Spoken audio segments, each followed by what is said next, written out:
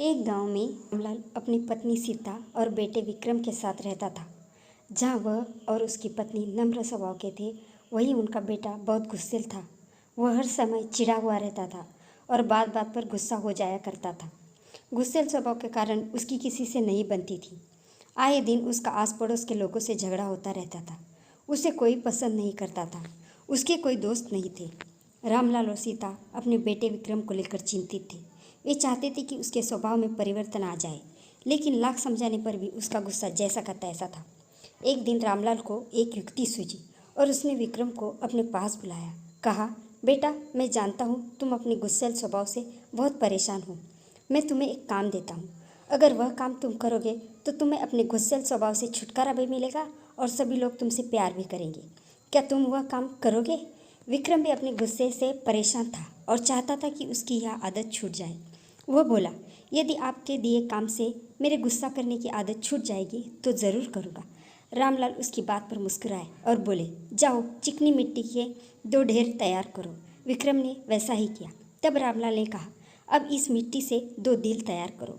विक्रम को यह काम कुछ अजीब लगा, लेकिन वह रामलाल की बात मानकर मिट्टी से 2 दिल तैयार करने लगा। दिल बनाते समय कई बार उसके मन में कई बार झुंझलाहट आई। वो सोचने लगा कि मैं यहाँ अपनी गुस्सा करने की आदत छोड़नी चाहता हूँ और पिताजी ने मुझे किस काम में लगा दिया है। इस तरह तो मेरा गुस्सा खत्म होने की जगह बढ़ जाएगा। लेकिन उसने किसी तरह काम करना जारी रखा और मिट्टी के 2 दिल तैयार कर लिए। वह उन 2 दिलों को लेकर रामलाल के पास गया और बोला, पिताजी, ये रहे मिट्टी के 2 दिल। मैंने आपका काम कर दिया है। अब मैं जिस उद्देश्य के लिए ये काम कर रहा हूँ उसके लिए कुछ कीजिए। रामलाल बोला, मैं अच्छी तरह जानता हूँ बेटा कि तुम यह काम क्यों कर रहे हो। पहले मेरा यह काम कर दो, फिर मैं तुम्हारे गुस्से के लिए कुछ करता हूँ। बताइए अब क्या करना है? विक्रम मन मार कर बोला, इस एक मिट्टी के दिल को लेकर कुम्हार के पास जाओ और उससे कहकर इसे भट्टी में अच्छी तरह तपाकर वापस ले आओ। विक्रम कुम्हार से उस मिट्टी के दिल को तपाकर वापस रामलाल के पास ले आया। तब रामलाल ने उससे कहा, अब इस दिल में जो चाहे रंग भर दो। विक्रम ने उस दिल को लाल रंग से रंग दिया। रंग चढ़ने के बाद वो दिल बहुत सुंदर नजर आने लगा। विक्रम ने जब अपने दिन भर की मेहनत से तैयार उस दिल को देखा तो वो बहुत खुश हुआ और सोचने लगा कि पिताजी से कहकर मैं इसे अपने पास ही रखूँगा और अपने कमरे में सजाऊँगा। वो खुशी खुशी रामलाल के पास गया और वह दिल दिखाते हुए बोला, पिताजी देखिए, रंग भरने के बाद ये दिल कितना सुंदर दिखने लगा है। हाँ, ये बहुत सुंदर दिख रहा है। आखिर तुमने इतनी मेहनत से इसे तैयार किया है, लेकिन अब तुम्हें इस दिल पर हथौड़े से चोट करनी होगी। कहते हुए रामलाल ने एक हथौड़ा विक्रम के हाथ में पकड़ा दिया। अपनी दिन भर की मेहनत पर हथौड़ा चलाते हुए विक्रम को बहुत गुस्सा आया, लेकिन किसी तरह उसने अपने गुस्से को पीकर उस दिल पर वार कर ही दिया। हथौड़े की चोट से वह दिल टूटकर बिखर गया। विक्रम को बहुत दुख हुआ। वो बोला, पिताजी, मेरी दिन भर की मेहनत बर्बाद हो गई।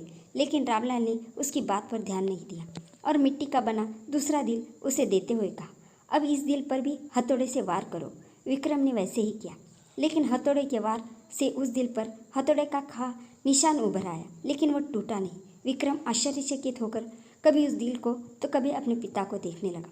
वो सोचने लगा कि लगता है मेरा पिताजी पागल हो गए हैं। वो बोला, मेरा पूरा दिन यहाँ बेकार के काम में चला गया। अब मैं यहाँ एक क्षण भी नहीं रुकने वाला। मैं जा रहा हूँ। ठहरो, रामलाल ने उसे रोका। आज दिन भर तुमने जो काम किया उसका वास्तविक अर्थ तो समझते जाओ। विक्रम ठिठक गया। रामलाल उसे समझाते हुए कहने लगा, बेटा, जिस मिट्टी के दिल पर तुम काम कर रहे थे वो वास्तविक दिल का एक रूप था। जैसे तुम मिट्टी के दिल को आग की गर्मी में तपाया, वैसे ही अपने दिल को भी क्रोध की भट्टी में तपाते हो। तुम्हें ऐसा लगता है कि इस तरह तुम इस दुनिया के सामने मजबूती से खड़े हो, लेकिन ऐसा नहीं है। जीवन रूपी हथौड़े का एक बार भी तुम्हारा कठोर हो चुका दिल झेल नहीं पाएगा और चकनाचूर हो जाएगा।